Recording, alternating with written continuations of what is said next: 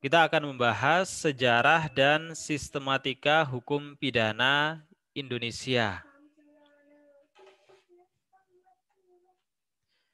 Kita akan mulai dari sejarah hukum pidana Indonesia terlebih dahulu sebelum nanti kita akan lanjutkan ke sistematika hukum pidana Indonesia. Bagaimana sejarah hukum pidana Indonesia masa kolonial? KUHP Indonesia merupakan warisan kolonial Belanda. Ini pasti sudah pernah Anda dengar, karena kalimat ini seringkali diucapkan oleh beberapa pihak dalam banyak event. Bagaimana kita bisa mengatakan bahwa KUHP Indonesia merupakan warisan kolonial Belanda?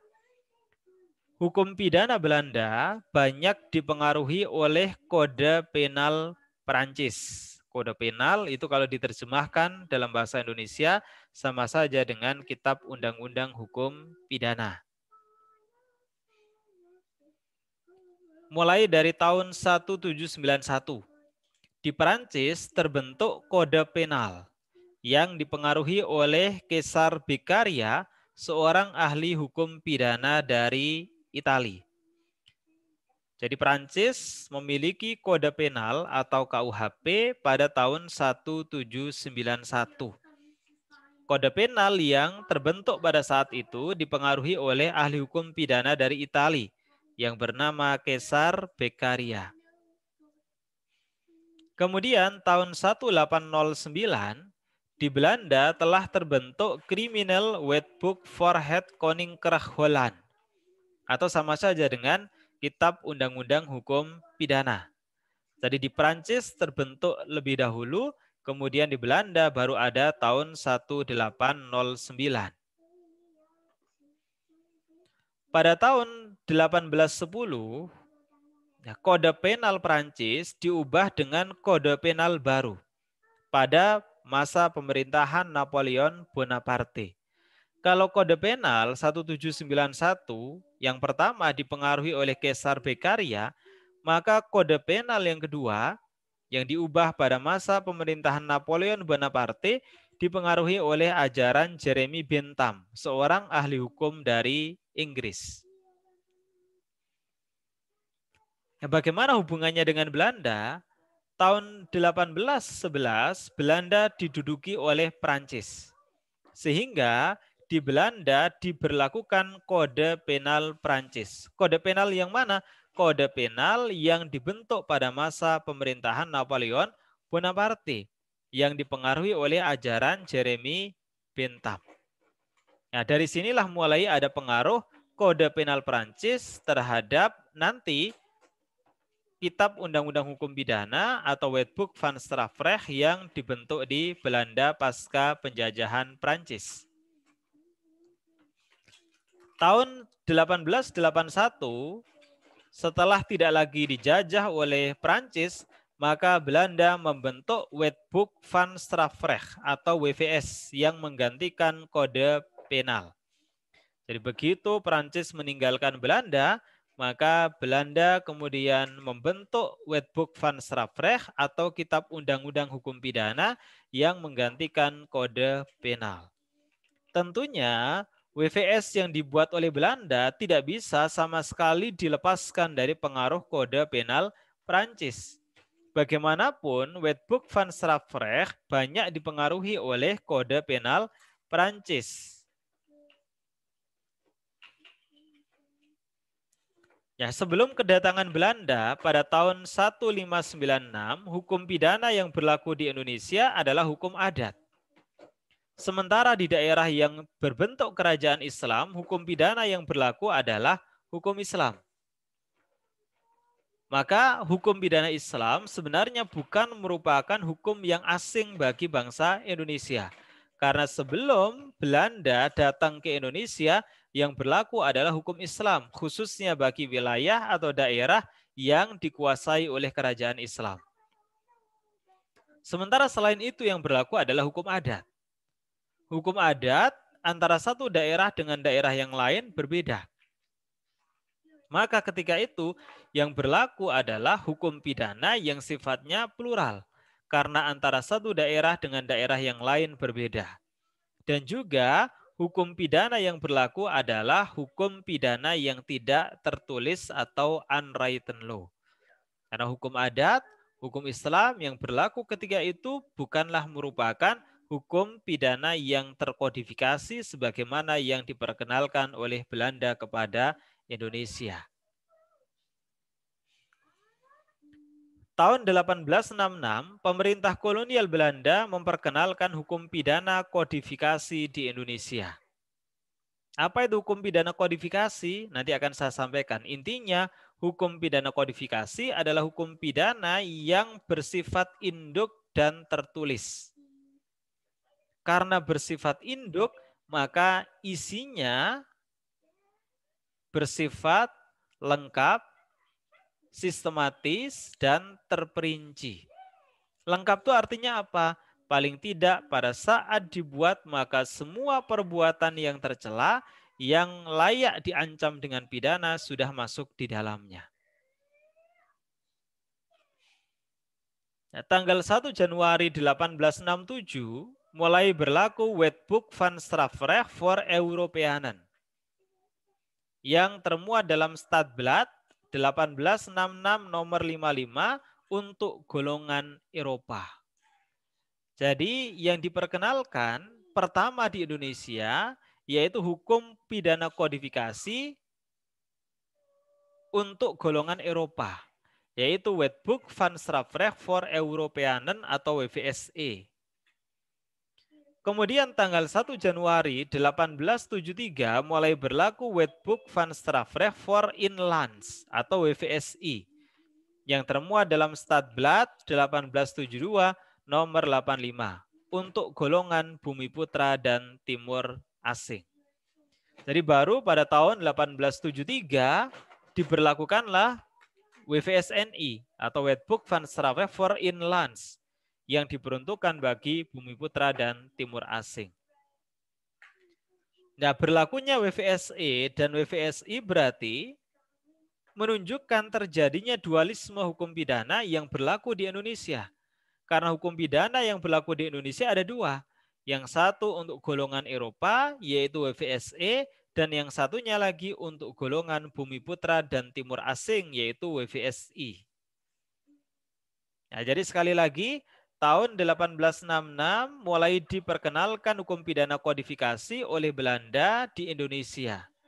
Dan ketika itu berlakulah WVSE diikuti dengan WVSI sehingga di Indonesia hukum pidana yang berlaku ada dua sehingga bisa disebut terjadi dualisme hukum pidana yang berlaku di Indonesia. Ya, tanggal 1 Januari 1918 mulai berlaku Wetboek van Strafrecht voor Nederlands India atau WVSNI. Berdasarkan ordonansi tanggal 15 Oktober 1915 atau Stadblad 1915 nomor 732 yang diberlakukan untuk seluruh penduduk di Indonesia. Artinya apa? Di sini Stadblad 1915. Berarti WVSNI atau Wetboek van Strafrecht voor Nederlands India sekalipun baru mulai diberlakukan 1 Januari 1918 tetapi sudah dibuat sejak tahun 1915. WVSNI merupakan turunan dari WVS Belanda yang dibuat tahun 1881 setelah Prancis meninggalkan Belanda. Meskipun tidak sama persis, berbagai perubahan dan penyesuaian sudah dilakukan untuk menyesuaikan dengan konteks Indonesia. Meskipun prinsip-prinsipnya itu sangat identik dengan WVS atau Wetboek van Strafrecht Belanda. Ya, di mana WVS tersebut dipengaruhi pula oleh Kode Penal Prancis yang dibuat oleh Napoleon Bonaparte sebagaimana dipengaruhi oleh ajaran Jeremy Bentham. Nah, WVSNI ini tetap berlaku pada masa pendudukan Jepang. Hal ini sesuai dengan Osamu Serei nomor 1 tahun 42 yang mulai berlaku pada tanggal 7 Maret 42. Kita tahu setelah Indonesia dijajah oleh Belanda, maka dilanjutkan oleh Jepang. Di mana Jepang sekalipun tidak lama seperti yang dilakukan oleh Belanda, yaitu 3,5 abad, sementara Jepang hanya 3,5 tahun kira-kira. Tetapi di dalam sejarah tetap tidak bisa diabaikan bahwa Jepang pernah menduduki Indonesia. Ya, ketika Indonesia diduduki oleh Belanda, maka yang berlaku tetap WVSNI yang diberlakukan oleh pemerintah kolonial Belanda di Indonesia sebelumnya. Pasal 3 Osamu Serei menyebutkan bahwa semua badan-badan pemerintahan dan kekuasaannya, undang-undang dari pemerintah yang dahulu tetap diakui sah untuk sementara waktu, asal saja tidak bertentangan dengan aturan pemerintah militer. Jadi secara umum, apa yang berlaku pada masa pendudukan Jepang di Indonesia tetap berlaku pada masa Belanda, tetap berlaku pada masa pendudukan Jepang. Ya, itu sudah lazim. Itu merupakan penerapan asas konkordansi. Kenapa diterapkan begitu? Nah, termasuk nanti Indonesia merdeka itu juga menggunakan pola yang sama dengan Osamu Serei. Jadi tetap yang berlaku adalah ketentuan hukum yang sudah ada sebelumnya kecuali sudah diadakan perubahan yang baru. Ini asas konkordansi. Kenapa digunakan asas konkordansi? Sebab untuk mengganti semua hukum yang ada sebelumnya itu memerlukan waktu yang sangat panjang. Kalau dinyatakan tidak berlaku, maka nanti akan terjadi kekosongan hukum. Maka pilihan yang terbaik adalah menyatakan tetap berlaku sepanjang belum dilakukan perubahan. Ini WVSNI yang tetap berlaku pada masa pendudukan Jepang. Ya, kita lanjutkan sejarah hukum pidana Indonesia pasca kemerdekaan. Pasca kemerdekaan tetap berlaku WVSNI atau Wetboek van Strafrecht voor Nederlands India. Berdasarkan pasal 2 aturan peralihan Undang-Undang Dasar 1945 yang mulai berlaku tanggal 18 Agustus 45. Pasal 2 aturan peralihan menyatakan segala badan negara dan peraturan yang ada masih langsung berlaku selama belum diadakan yang baru menurut Undang-Undang Dasar ini. Jadi sama, peraturan yang masih ada ya langsung berlaku sebelum diadakan yang baru menurut Undang-Undang Dasar ini. Sehingga WVSNI yang berlaku sebelum Indonesia merdeka tetap dinyatakan berlaku sebelum diadakan yang baru menurut Undang-Undang Dasar ini. Ya, untuk memperkuat aturan peralihan tersebut, tanggal 10 Oktober 45, Presiden mengeluarkan peraturan nomor 2. Apa isinya? Untuk ketertiban masyarakat berdasar atas aturan peralihan Undang-Undang Dasar Negara Republik Indonesia Pasal 2, kami Presiden menetapkan peraturan sebagai berikut. Pasal 1, segala badan-badan negara dan peraturan-peraturan yang ada sampai berdirinya Negara Republik Indonesia pada tanggal 17 Agustus 45 selama belum diadakan yang baru menurut Undang-Undang Dasar masih berlaku.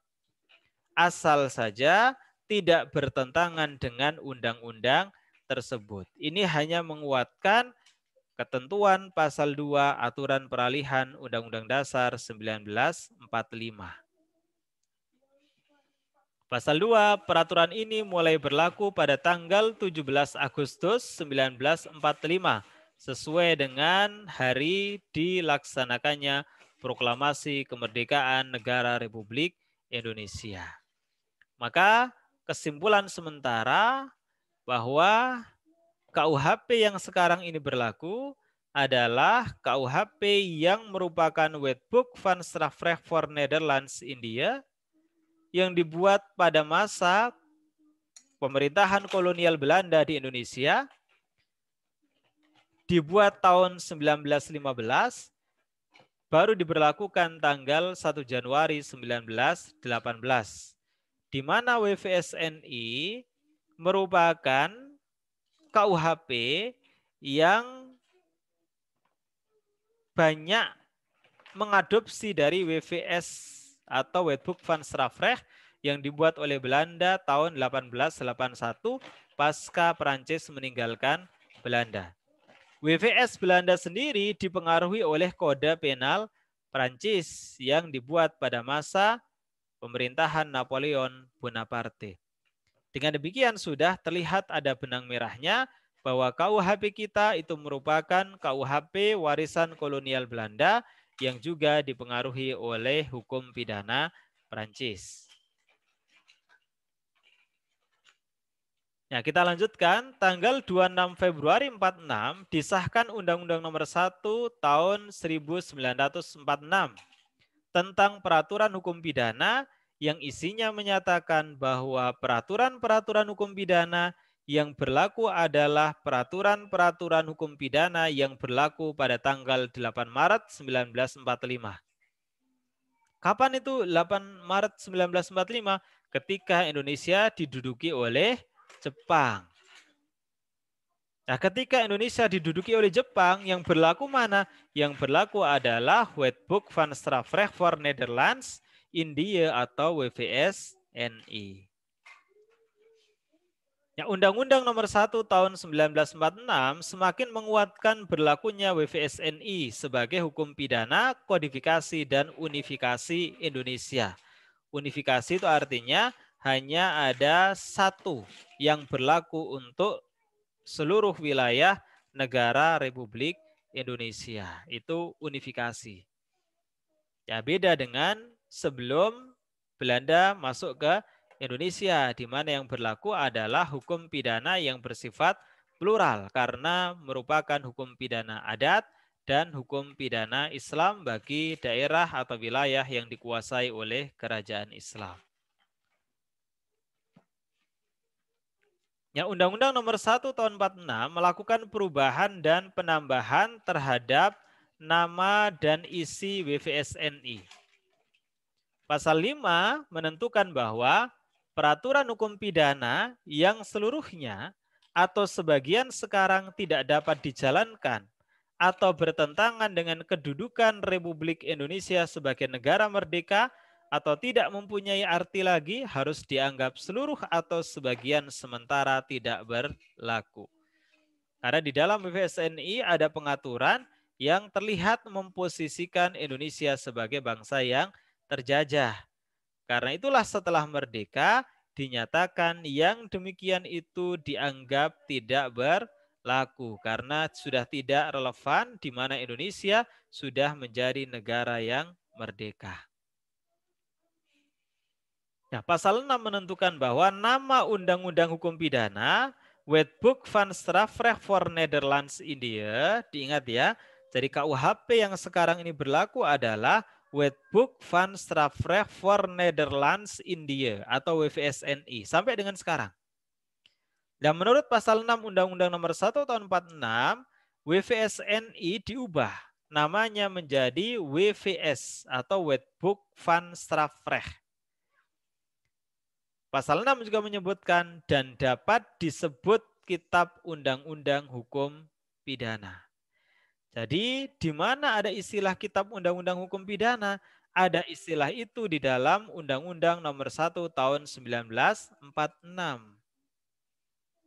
Karena memang aslinya adalah WVS-NI. Undang-Undang Nomor 1 tahun 46 hanya mengubah nama.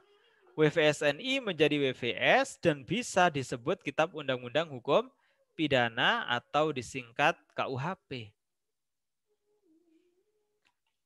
Nah, pasal 8 Undang-Undang Nomor 1 tahun 46 terdiri dari 68 ketentuan yang memuat perubahan atas beberapa kata serta perubahan dan penghapusan beberapa pasal. Jadi tetap melakukan perubahan meskipun tidak banyak terhadap ketentuan WVS-NI.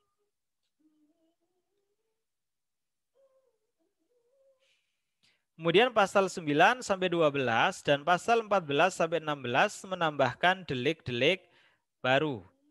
Ya, pasal 14 itu yang belakangan banyak dikenal oleh publik setelah diberlakukan dalam kasus berita bohong yang disampaikan oleh Ratna Sarumpait.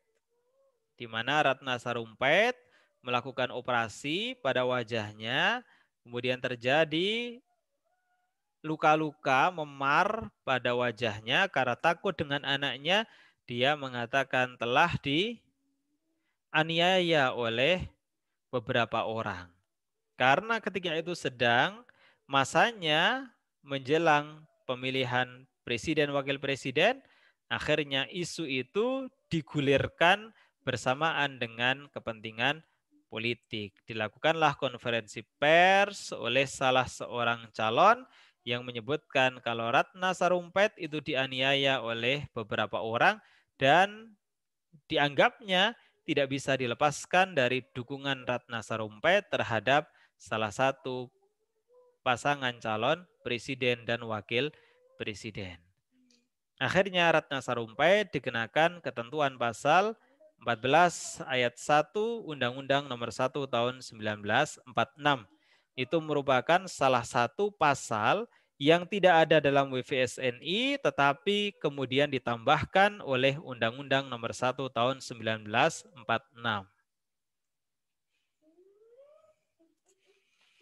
Ya, perlu dicatat bahwa pasca kemerdekaan masih ada wilayah-wilayah yang secara de facto dalam faktanya tidak dikuasai oleh pemerintah negara Republik Indonesia.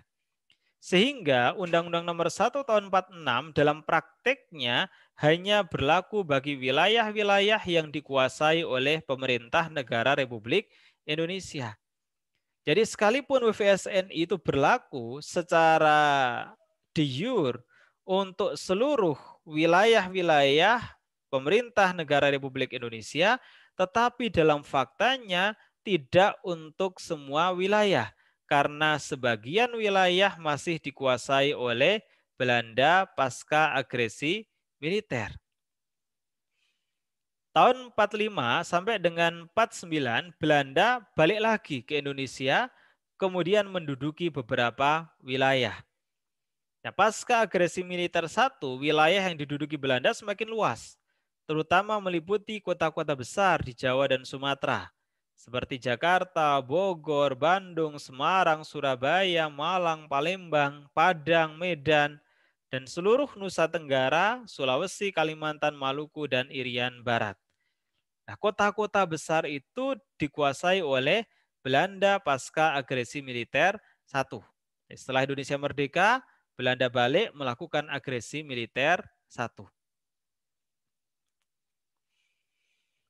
Dengan demikian, wilayah-wilayah yang masih diduduki oleh Belanda tidak memberlakukan WVSNI yang asli. Karena apa? Karena kemudian WVSNI itu diubah menjadi Wetboek van Strafrecht voor Indonesia atau WVSI dengan berbagai perubahan. Dengan demikian, untuk wilayah-wilayah yang secara de facto dikuasai oleh pemerintah negara Republik Indonesia, yang berlaku adalah WVSNI. Sementara untuk wilayah-wilayah yang secara de facto dikuasai oleh Belanda pasca agresi militer satu, yang berlaku adalah WVSI. Tapi bukan Wetboek van Strafrecht voor Inlands seperti yang berlaku sebelumnya. Tapi WVSI di sini adalah Wetboek van Strafrecht voor Indonesia. Ini yang diberlakukan oleh Belanda di wilayah-wilayah yang secara de facto dikuasainya pasca agresi militer satu. Nah, lambat laun, wilayah yang tergabung ke bawah kekuasaan pemerintah negara Republik Indonesia semakin luas. Jadi pemerintah negara Republik Indonesia semakin memperluas daerah-daerah yang dikuasainya. Berdasarkan PP nomor 1 tahun 50, Junto Undang-Undang nomor 8 tahun 50, KUHP berlaku di seluruh Indonesia kecuali Indonesia Timur, Sumatera Timur, Kalimantan Barat, dan Jakarta Raya. Seperti yang tadi saya sampaikan, dengan demikian keberadaan Undang-Undang Nomor 1 Tahun 46 justru mengulang kembali dualisme hukum pidana Indonesia. Karena KUHP atau WVSNI berlaku untuk wilayah-wilayah yang secara de facto ada di bawah kekuasaan pemerintah negara Republik Indonesia. Sementara Wetboek van Strafrecht voor Indonesia atau WVSNI berlaku untuk wilayah-wilayah yang secara de facto masih diduduki oleh Belanda pasca agresi militer 1. Jadi mengulang kembali dualisme. Jadi pada mulanya ada dualisme yang berlaku di Indonesia, yaitu WVSE untuk golongan Eropa dan WVSI, I-nya itu for inlands, yang berlaku untuk Bumi Putra dan Timur Asing. Ya, dualisme ini kemudian berakhir setelah diberlakukan WVSNI untuk seluruh penduduk Indonesia 1 Januari tahun 1918. Kemudian sampai dengan pasca kemerdekaan masih berlaku. Nah, hingga Belanda melakukan agresi militer dan juga ada Undang-Undang Nomor 1 Tahun 46. Nah, kembali terjadi dualisme. Yang berlaku adalah KUHP atau WVSNI dan juga WVSI. Nah, WVSI ini untuk wilayah-wilayah yang masih diduduki oleh Belanda pasca agresi militer pertama. Ya, dualisme hukum pidana tersebut baru benar-benar berakhir pada tanggal 29 September 1958. Dengan diundangkannya Undang-Undang Nomor 73 Tahun 58 yang menyatakan berlakunya Undang-Undang Nomor 1 Tahun 46 untuk seluruh wilayah negara Republik Indonesia. Ya, Undang-Undang Nomor 73 Tahun 58 ini merupakan bentuk realisasi dari Konferensi Meja Bundar di Den Haag tahun 1948. Di mana dalam Konferensi Meja Bundar disepakati bahwa seluruh wilayah Indonesia bekas Hindia Belanda dikembalikan kepada negara Republik Indonesia. Dari wilayah-wilayah yang diduduki oleh Belanda pasca agresi militer ke-1 setelah adanya Konferensi Meja Bundar dikembalikan lagi kepada negara Republik Indonesia.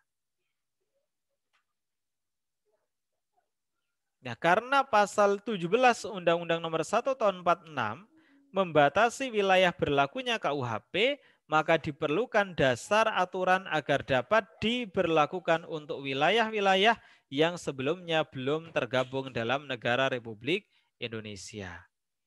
Tadi saya sampaikan bahwa Undang-Undang Nomor 1 Tahun 46 membatasi berlakunya KUHP.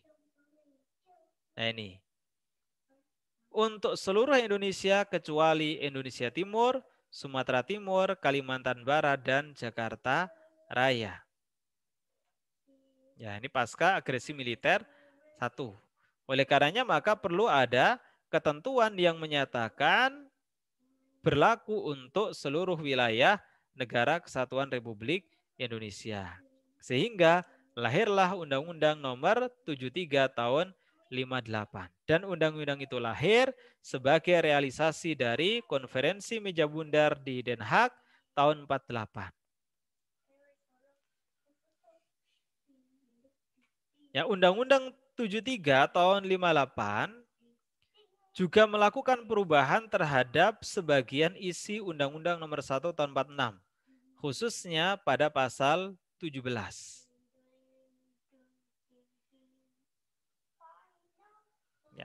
Pasal 17 tadi terkait dengan pemberlakuan Undang-Undang Nomor 1 Tahun 46. Nah, setelah lahirnya Undang-Undang Nomor 1 Tahun 46 dan diikuti Undang-Undang Nomor 73 Tahun 58, semakin mengukuhkan KUHP sebagai satu-satunya peraturan hukum pidana kodifikasi yang berlaku di Indonesia. Barulah kemudian muncul peraturan-peraturan lain yang melakukan penambahan dan perubahan terhadap pasal-pasal di dalam KUHP. Karena dianggap beberapa pasal sudah tidak relevan lagi sehingga perlu dilakukan perubahan. Ya. Antara lain ada Penpres, Penetapan Presiden nomor 1 tahun 65 yang kemudian ditetapkan menjadi Undang-Undang nomor 1 PNPS tahun 65. Ada kode PNPS-nya. Ini berarti awalnya adalah penetapan presiden. Tapi kemudian menjadi undang-undang sehingga diberi kode PNPS. Ya, Undang-Undang nomor 1 PNPS tahun 65 menambahkan pasal 156A KUHP mengenai delik penistaan agama. Inilah yang dikenakan kepada Ahok atau Basuki Cahaya Purnama. Ya, dulunya tidak ada dalam WVSNI. Kemudian ditambahkan karena dianggap perlu untuk memberikan perlindungan terhadap agama sesuai dengan sila pertama Pancasila, ketuhanan yang Maha Esa, di mana seluruh bangsa Indonesia ini mestinya beragama karena mesti yakin terhadap Tuhan yang Maha Esa. Karena itulah agama perlu dilindungi, maka lahirlah delik penistaan agama. Undang-Undang nomor 1 PNPS 65. Makanya ada tambahan A-nya, 156A. Karena disisipkan di antara pasal 156 dan pasal 167. Maka diberi huruf A kecil. Undang-Undang nomor 1 tahun 60 memperberat ancaman pidana maksimum pasal 359, 360, dan 188 KUHP menjadi 5 tahun penjara. Ada dianggapnya ancaman pidananya sudah tidak relevan dengan perkembangan dalam masyarakat, maka Undang-Undang nomor 1 tahun 60 lahir memperberat ancaman pidana maksimum pada pasal-pasal tertentu menjadi 5 tahun penjara. Kemudian lahir juga Undang-Undang nomor 16 tahun 60 yang mengubah ancaman pidana denda dari 25 gulden atau 25 rupiah dalam pasal 364, 373, 379, 384, dan 307 KUHP menjadi 250 rupiah. Karena nilai mata uang yang diatur di dalam WVSNI sudah berbeda dengan nilai mata uang saat itu, pada tahun 60. Ya, 25 rupiah sudah dianggap setara dengan 250 rupiah.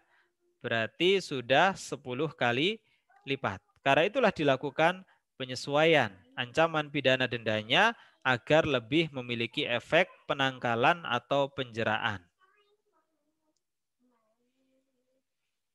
Kemudian yang berikutnya ada Undang-Undang nomor 18 tahun 60 yang menetapkan ancaman pidana denda maksimum dalam KUHP dilipat gandakan 15 kali. Jadi pidana maksimum yang ditentukan dalam KUHP dengan Undang-Undang 18 tahun 60 maka dilipat gandakan 15 kali. Nah, makanya ketika Anda nanti membaca terjemah KUHP itu ada yang sudah dikalikan 15 dan ada yang belum dikalikan 15. Nah, untuk terjemah Profesor Mulyatno yang dulu pernah saya tunjukkan KUHP-nya warna merah itu ancaman pidana denda maksimumnya belum dilipat gandakan 15 kali. Sehingga cara memahaminya harus dikalikan 15 kali untuk ancaman pidana denda maksimum. Sementara dalam terjemah yang lain, misalnya terjemah BPHN, sudah mengkalikan atau melipat gandakan dengan 15 kali. Maka ancaman pidana pada KUHP terjemah Mulyatno dengan BPHN, dengan R. Susilo itu bisa berbeda. Karena untuk melihatnya sudah belum mengkalikan dengan 15 kali, sementara untuk BPHN, Badan Pembinaan Hukum Nasional, sudah melipatkan 15 kali. Sehingga angkanya menjadi berbeda. Kemudian ada Undang-Undang nomor 4 tahun 76, pasal 3 menambahkan bab 29A KUHP tentang kejahatan penerbangan dan kejahatan terhadap sarana prasarana penerbangan. Nah, karena ini merupakan pasal sisipan, seperti yang tadi saya sampaikan, ada kode hurufnya. Ada pasal 479A sampai dengan pasal 479R. Jadi kalau Anda membuka KUHP, kok ada A, B, C kecil di samping pasalnya, maka itu menunjukkan merupakan pasal tambahan dari undang-undang lain di luar KUHP. Undang-Undang nomor 7 tahun 74 memperberat ancaman pidana pasal 303 dan 542 KUHP menjadi maksimum pidana penjara 10 tahun atau denda maksimum 25 juta. Selain itu juga memasukkan pasal 542 yang pada mulanya merupakan pelanggaran menjadi kejahatan pasal 303. Karena merupakan pindahan dari pasal yang lain dalam KUHP, maka ditulis dengan pasal 303 bis, BIS. Itu menunjukkan pasal yang awalnya merupakan pelanggaran dipindahkan menjadi kejahatan. Nah, pasal 303 itu mengatur tindak pidana perjudian. Dianggapnya tahun 74 itu ancaman pidananya sudah tidak punya efek penjeraan bagi pelakunya, maka dipandang perlu untuk disesuaikan dan akhirnya diperberat melalui Undang-Undang Nomor 7 Tahun 1974. Ada juga Undang-Undang Nomor 27 Tahun 99. Ini undang-undang yang lahir pasca reformasi. Setelah dicabutnya Undang-Undang Nomor 11 PNPS tadi tahun 65 dengan Undang-Undang Nomor 26 Tahun 99, maka kemudian sebagai penggantinya diundangkan Undang-Undang Nomor 27 Tahun 99 tentang kejahatan terhadap keamanan negara. Undang-Undang 27 tahun 99 menyisipkan pasal mulai dari pasal 107A sampai dengan pasal 107F. Jadi Anda menjumpai nanti pasal 106, di bawahnya ada 107, di bawahnya 107A, 107B, dan seterusnya. Itu berarti merupakan pasal sisipan dari undang-undang lain di luar KUHP. Ya, di samping dilakukan penambahan dan perubahan terhadap pasal-pasal dalam KUHP, juga banyak muncul peraturan hukum pidana di luar KUHP, baik yang dikategorikan sebagai hukum pidana khusus maupun hukum pidana administratif. Jadi kalau aturan yang tadi saya sampaikan, itu sifatnya hanya melakukan perubahan terhadap KUHP. Sehingga hanya mengubah atau menambahkan ketentuan pasal tertentu di dalam KUHP. Ya, sehingga itu dianggap masih include atau merupakan bagian dari KUHP. Misalnya Undang-Undang 27 tahun 99 tadi tentang kejahatan terhadap keamanan negara. Sifatnya hanya menambahkan pasal 107A dan seterusnya ke dalam KUHP. Maka Undang-Undang Nomor 7 tahun 99 berarti merupakan bagian tidak terpisahkan dari KUHP. Nah, beda halnya kalau itu hukum pidana yang sifatnya tidak mengubah atau menambahkan ketentuan dalam KUHP. Maka itu bisa disebut sebagai hukum pidana khusus atau hukum pidana administratif, tergantung dari undang-undangnya. Ya, beberapa hukum pidana khusus yang muncul awal-awal misalnya ada Undang-Undang Nomor 3 Tahun 71 tentang pemberantasan tindak pidana korupsi. Ada Undang-Undang Nomor 7 Tahun 55 tentang tindak pidana ekonomi.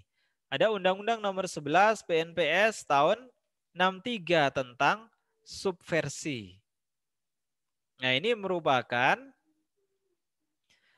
undang-undang hukum pidana khusus yang berada di luar KUHP.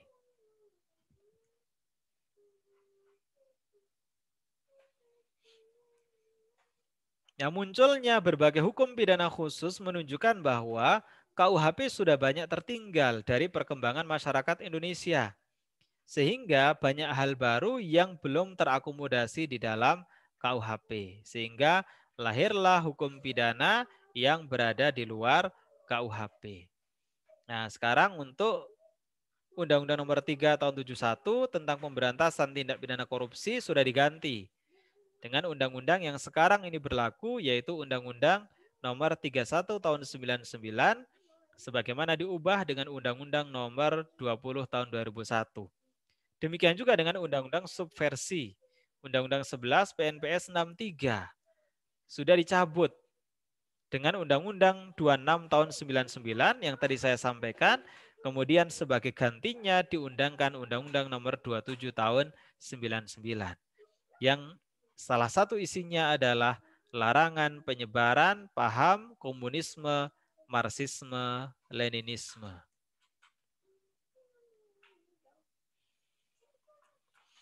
Ya, KUHP yang saat ini berlaku merupakan warisan kolonial Belanda dan bukan produk asli bangsa Indonesia. Sehingga wajar jika dinilai tidak sepenuhnya selaras dengan kepribadian dan kebutuhan masyarakat Indonesia. Karena apa? Hukum itu dibuat di Eropa. Kalau dibuat di Eropa berarti sesuai dengan kondisi kehidupan masyarakat Eropa. Maka wajar jika tidak sepenuhnya selaras dengan kepribadian dan kebutuhan masyarakat Indonesia. Nah, karena itulah ada upaya untuk melakukan pembaharuan hukum pidana dengan menyusun konsep rancangan KUHP untuk menggantikan KUHP yang saat ini berlaku. Sebenarnya usaha penyusunan konsep RUKUHP sudah terwujud tahun 1964. Jadi tahun 1964 itu sudah ada rancangan KUHP. Sudah berapa tahun yang lalu. Tapi sampai sekarang belum juga disahkan menjadi undang-undang. Dari 64 sampai dengan sekarang maka sudah muncul beberapa versi konsep RKUHP karena selalu berkembang pembahasannya sehingga mengalami perubahan.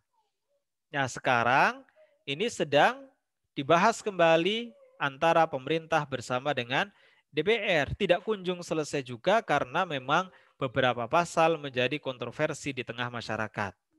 Misalnya apa? Misalnya pasal mengenai kumpul kebo atau cohabitation delicts atau tindak pidana kohibitasi. Laki-laki, perempuan yang bukan suami istri, bukan pula mahramnya tinggal dalam satu rumah. Itu kumpul kebo. Kalau sekarang bukan merupakan tindak pidana. Dalam RUKUHP diusulkan menjadi tindak pidana. Demikian juga dengan perzinahan.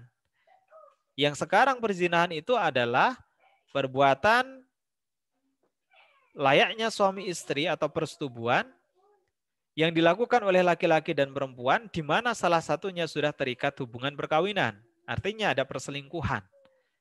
Tapi dalam RUKUHP diperluas.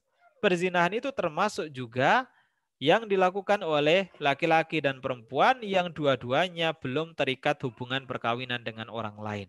Artinya perjaka dengan perawan.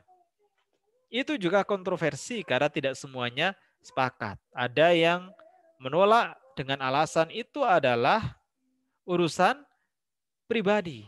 Sehingga jangan sampai negara ikut campur. Orang zina atau enggak kan tidak ada orang lain yang dirugikan. Kenapa negara harus ikut campur di dalamnya? Kalau itu perbuatan dosa, biarlah menjadi urusan dia dengan Tuhannya. Bukan menjadi urusan negara. Itu bagi yang menolak. Tapi bagi yang menerima ketentuan pasal tersebut, bahwa itu merupakan nilai moralitas publik yang dipegang oleh masyarakat Indonesia. Dan tidak ada satu agama pun yang memperbolehkan adanya perzinahan. Maka itu harus diakomodasi di dalam RUU KUHP. Kemudian juga beberapa pasal yang lain masih kontroversi sehingga sampai dengan sekarang belum selesai pembahasan antara pemerintah bersama dengan DPR.